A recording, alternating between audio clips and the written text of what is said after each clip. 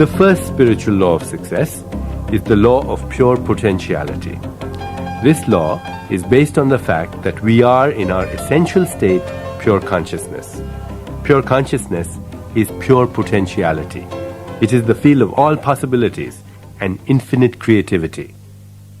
Other attributes of consciousness are pure knowledge, unboundedness, perfect balance, infinite silence, invincibility, simplicity, and bliss. This is our essential nature. Our essential nature is one of pure potentiality. When you discover your essential nature and know who you really are, in that knowing itself is the ability to fulfill any dream you have, because you are the eternal possibility, the immeasurable potential of all that was, is, and will be. The field of pure potentiality is your own self. And the more you come from the experience of the self, the closer you are to the field of pure potentiality. The experience of the self, or self-referral, means that our internal reference point is our own spirit, and not the objects of our experience.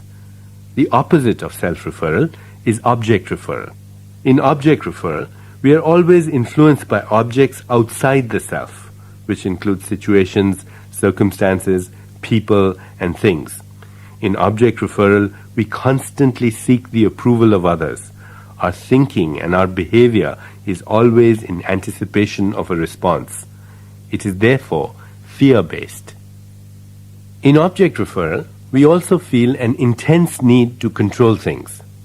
We feel an intense need for power. But if you really look at it, the need to control things, the need for approval, the need for power are needs that are based on fear. This kind of power is not the power of pure potentiality or the power of the self, which is real power, but rather power as it is usually used to control other people. If you didn't have fear, you wouldn't need to control, and you wouldn't need to struggle to have this kind of power over others. In object referral, your internal reference point is your ego. But the ego is not who you really are. The ego is your self-image. It is your social mask. And it is your social mask that wants approval. It wants to control. It wants to have power because it lives in fear. Your true self, which is your spirit, your soul, is completely free of those things. It is immune to criticism, it is unfearful of any challenge, and it feels beneath no one. And yet, even though it feels beneath no one, it is humble because it recognizes that everyone else is the same self, the same spirit, in different disguises. It feels respect for other people, while at the same time feeling beneath no one. That's the difference between object referral and self-referral. In self-referral, you experience your true being, which is unfearful of any challenge and feels beneath no one. This is true power. Power that comes from object referral through an object of reference is ego-based power and is not true power because it lasts only as long as the object is there.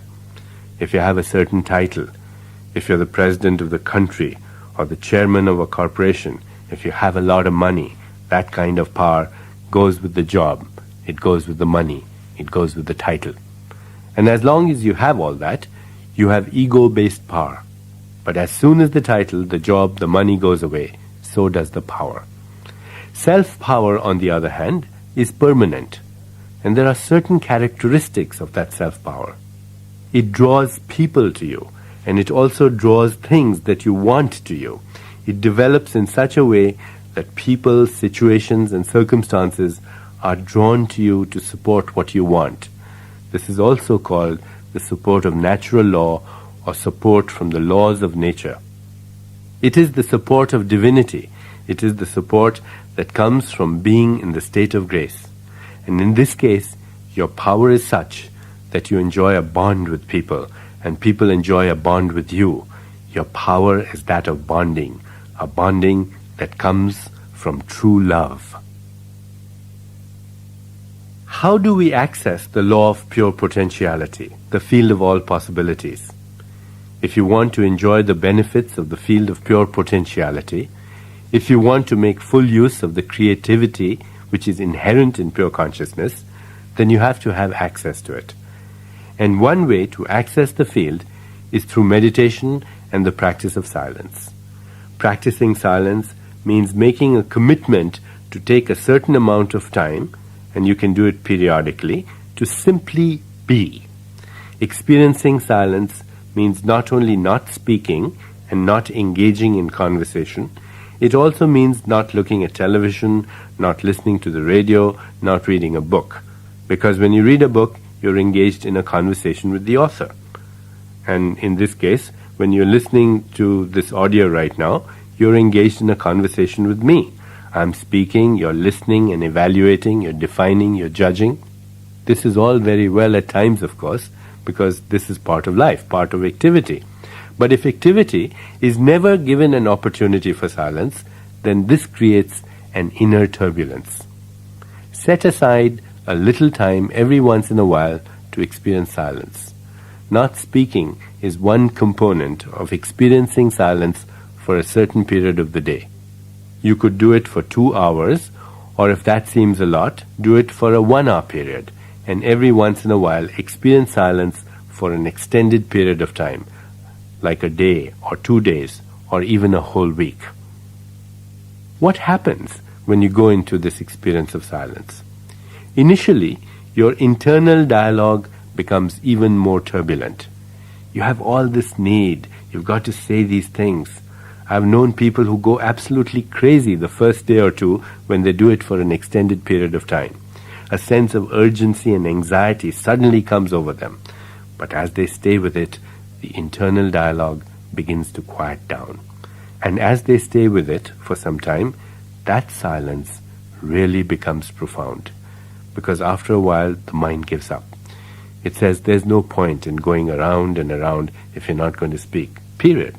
And as the internal dialogue quietens, you begin to experience the stillness of the field of pure potentiality.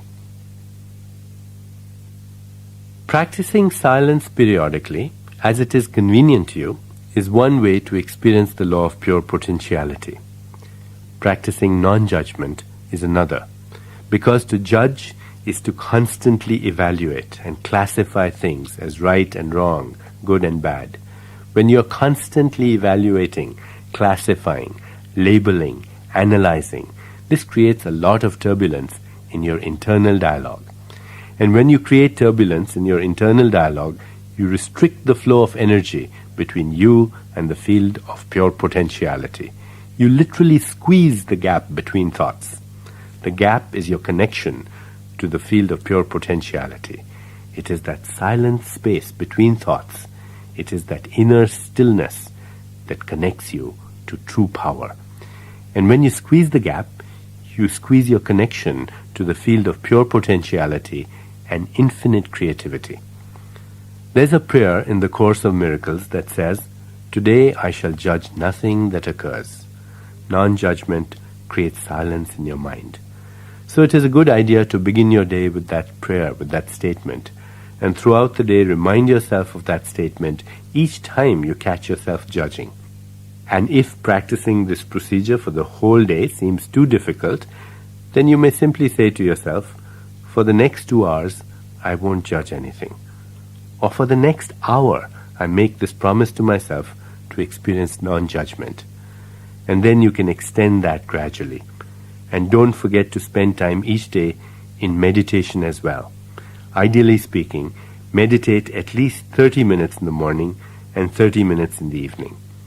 Through silence, through meditation, and through non-judgment, you will access the first law, the law of pure potentiality.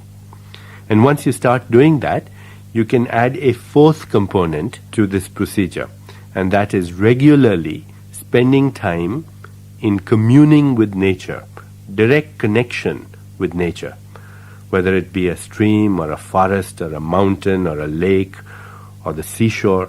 That connection with nature's intelligence will also help you access the field of pure potentiality.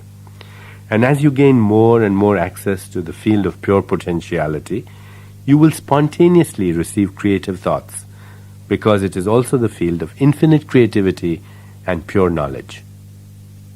Franz Kafka once said, "You need not leave your room. Remain sitting at your table and listen. You need not even listen. Simply wait.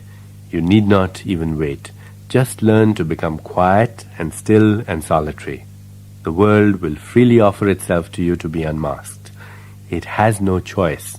It will roll in ecstasy at your feet." The affluence of the universe, the lavish display and abundance of the universe, is an expression of the creative mind of nature. The more tuned in you are to the creative mind of nature, the more you have access to the infinite unbounded creativity of nature's mind.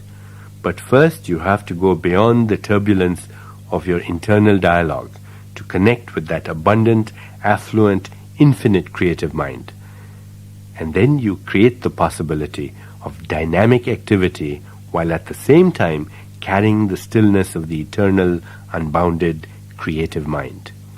This exquisite combination of silent, unbounded, infinite mind, along with dynamic, bounded, individual mind, is the perfect balance of stillness and movement simultaneously that can create whatever you want.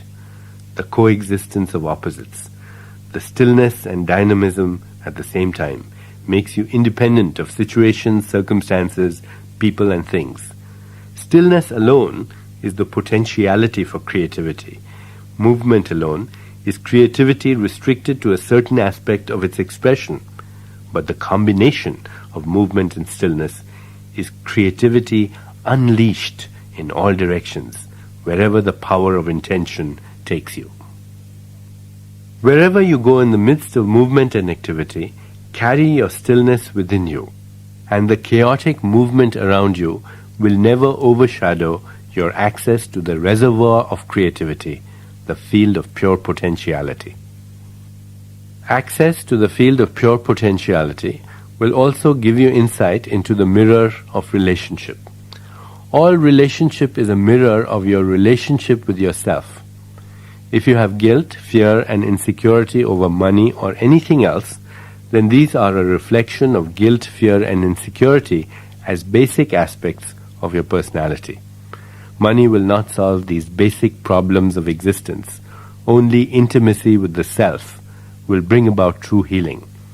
You must learn to get in touch with the innermost essence of your being. This true essence is beyond the ego. It is fearless, it is free, it is immune to criticism, it does not fear any challenge, it is beneath no one, and yet it is humble.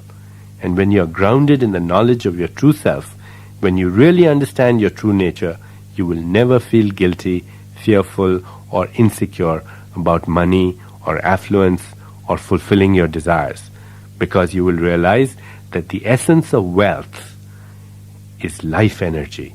It is pure potentiality, and pure potentiality is your intrinsic nature. Applying the law of pure potentiality. I will put the law of pure potentiality into effect by making a commitment to take the following steps. 1.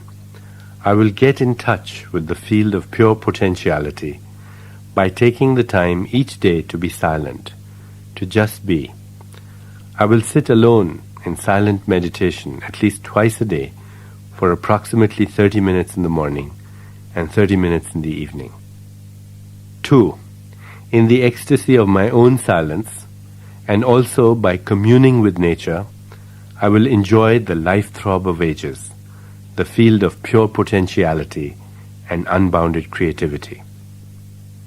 3. Today I will practice non-judgment. I will begin my day with the statement, "Today I shall judge nothing that occurs," and throughout the day I will remind myself not to judge.